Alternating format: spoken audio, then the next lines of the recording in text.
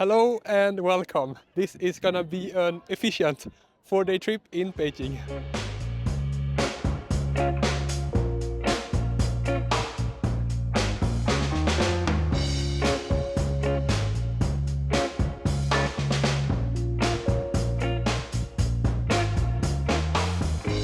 We are currently in Beijing and we got here by taking the high-speed train from Shanghai.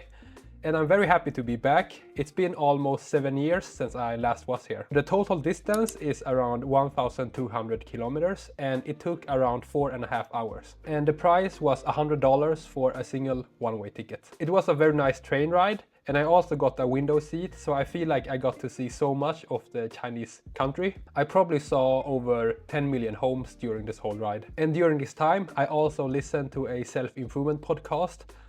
It was Modern Wisdom. Maybe you heard of it. So as far as train rides go, I don't think it gets better than that. It was also a very good opportunity to reflect a little bit on life. Then we checked in at our hotel and we are once again staying at my favorite hotel chain in China, which is Atour. It's always very clean and modern and the service is always very good. And the price is around $120 per night, which includes a very average Chinese breakfast. And I'm not complaining about the price at all.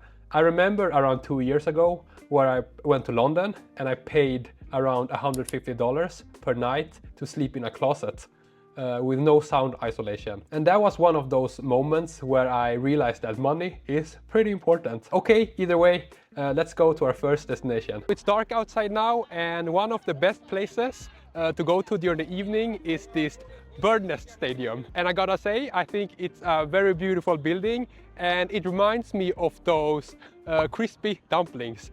I think they're called taro puffs. Either way, besides the bird nest, we can find this blue cube, which is a swimming stadium. And there's a lot of people here now in the evening, and this is a very open place and a very nice place for the evening walk. And when I see these open places, I just wanna run. And I can't be the only one who feels that, right? So I'm gonna do that.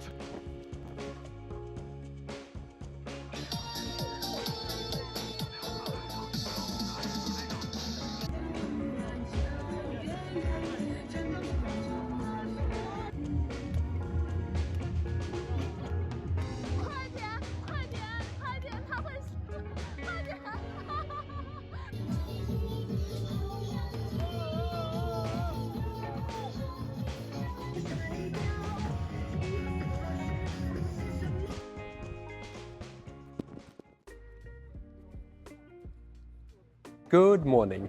So the reason why we are in Beijing this time is for my girlfriend to send in her visa application so she can visit me in Sweden later this year. So our first destination today will be this very modern government building. And I can tell you a little bit how the visa application works in case you are wondering. So she is applying for a couple's visa, meaning that the purpose of the visa is to visit one's partner.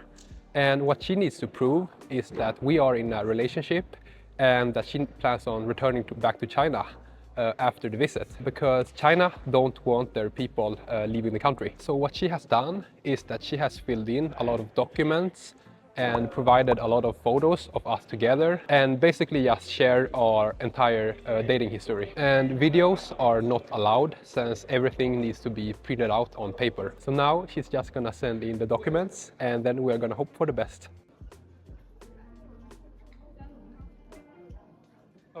So that took almost 2 hours and much more than expected. What happened was that we were missing a document, so we had to go and print it, and then we have to wait some more. I think she sent in a total of 75 pages. Either way, I think it was successful. So next we are gonna start visiting some places. So we were first planning on going to Tiananmen Square, but that place required a reservation. So we will be going there tomorrow instead. Instead, we went to this street food street nearby called Nanluoguxiang. And here, yes, they have a lot of street food. And it seems that most of the famous tourist attractions here in Beijing requires a reservation first.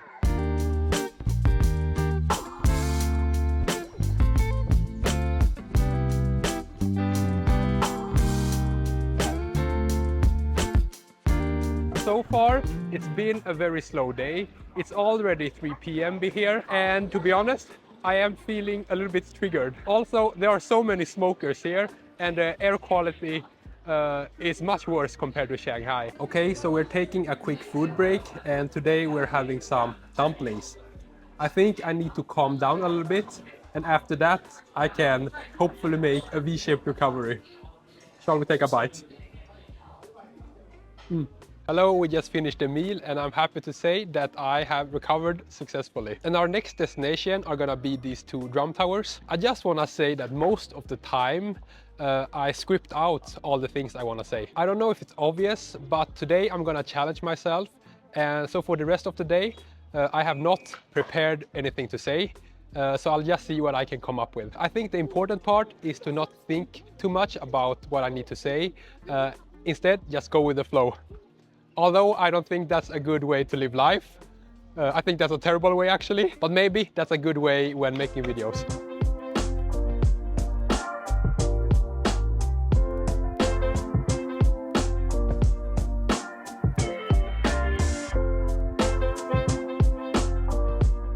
So our next destination is gonna be this lakeside called Hohai. And here, very nice walk by the side. And I've also noticed the pollen here is very strong. So we're still just walking.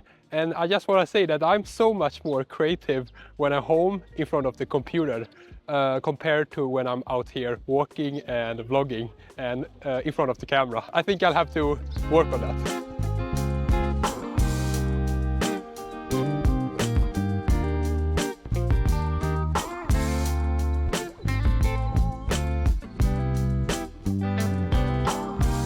So I think the problem with why I couldn't come up with anything to say was because of a bad environment. I think that being surrounded by a lot of Chinese people is not a good environment for creativity. So now we are at a different lake called Beijing and we've now rented a boat. So now it's very calm. I have thought a little bit on what to say and I think I've got something. So my girlfriend met up with one of her friends yesterday.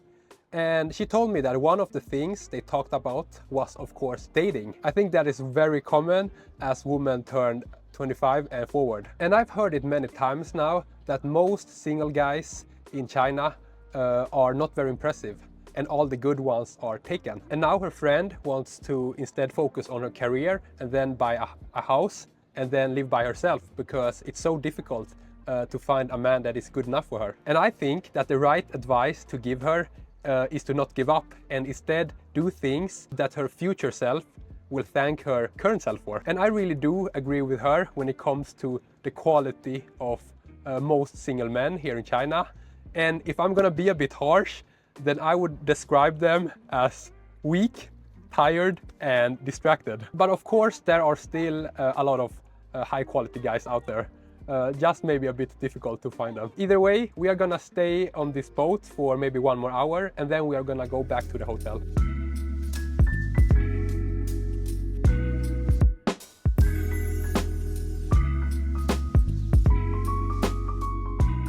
Today in the evening we are going to Beijing's most modern place, I think, which is Sanlintun. And here they have a lot of modern buildings and very clean streets to walk at. And also we just went to a very nice Chinese dinner and we celebrated a little bit because of the successful visa application. Okay, either way, we are gonna walk around a little bit and then we're gonna head home.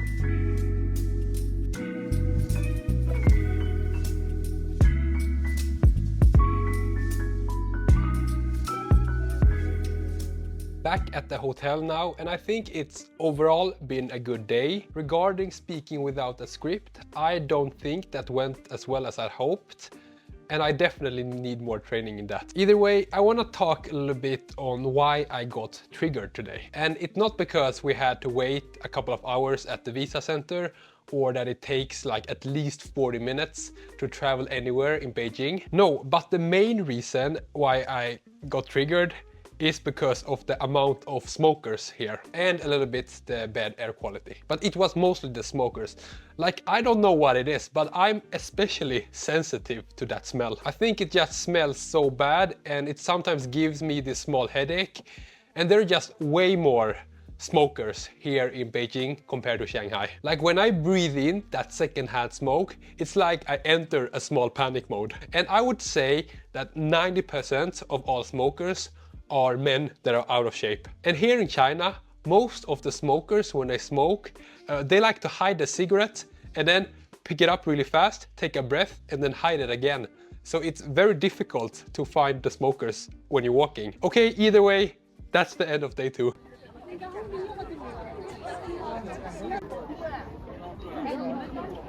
So yesterday we were not able to get into Tiananmen because we did not have a reservation.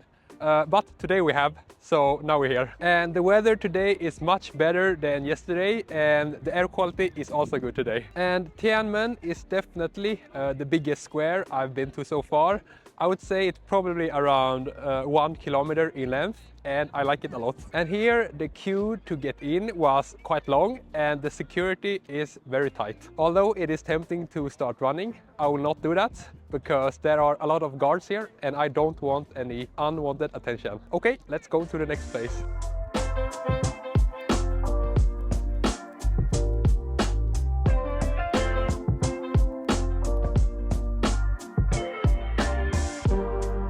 Next, we are gonna visit the National Museum, which is located just besides Tiananmen. And yes, a reservation is required. And I just wanna say that without my girlfriend, there's no way I would be able to make these reservations. So what makes this the National Museum is because it's the best museum in the whole country. And the way they did that, according to social media, is that they first borrowed the items from each city and then they never returned them again.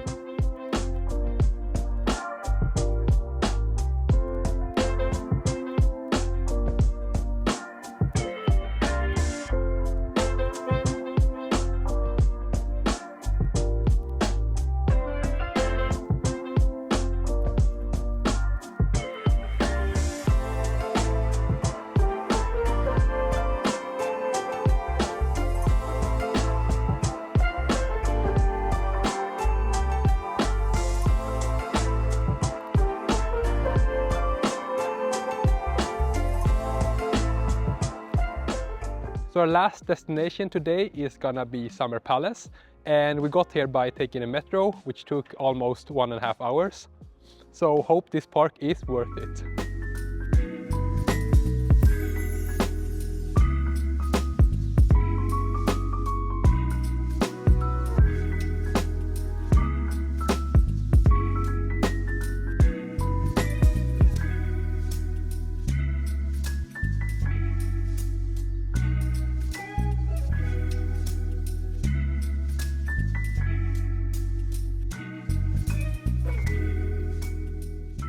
We have more or less now walked the entire park, and I'm happy to say that the visit was definitely worth it.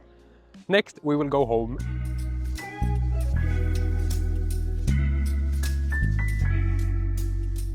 Hello and good morning. So the next place I wanted to visit, but failed to do so, was Beijing University. And the reason why I wanted to go there was because I studied there back in 2017 when I was 21 years old. So I just wanted to go back there to see how it was and relive some old memories. So the reason why I was unable to go in was because they had restricted the school for only the students now. And that seems to be the case for most of the big schools here in China now. So now I'm just in a random park. Either way, here are some of the things I remember from that exchange semester. First, I remember eating so much unhealthy and bad food during that time. Like it was a lot of fried and saucy food. Another thing I remembered was that we lived 4 people in a 2-bedroom apartment. And I got very lucky with the person I shared room with because we had similar sleep schedules. But some of the other ones, they went to bed at like 4 a.m. Also, there was that Swedish vegan who made life very difficult for the rest of us. He was very skinny and pale for some reason. Our last destination for this trip is gonna be Wangfujing, which is Beijing's biggest walking street, and it is very big and wide. Okay, let's very quickly summarize this trip. Do I plan on coming back? No, I don't. There are so many reasons for that. Either way, thank you so much for watching.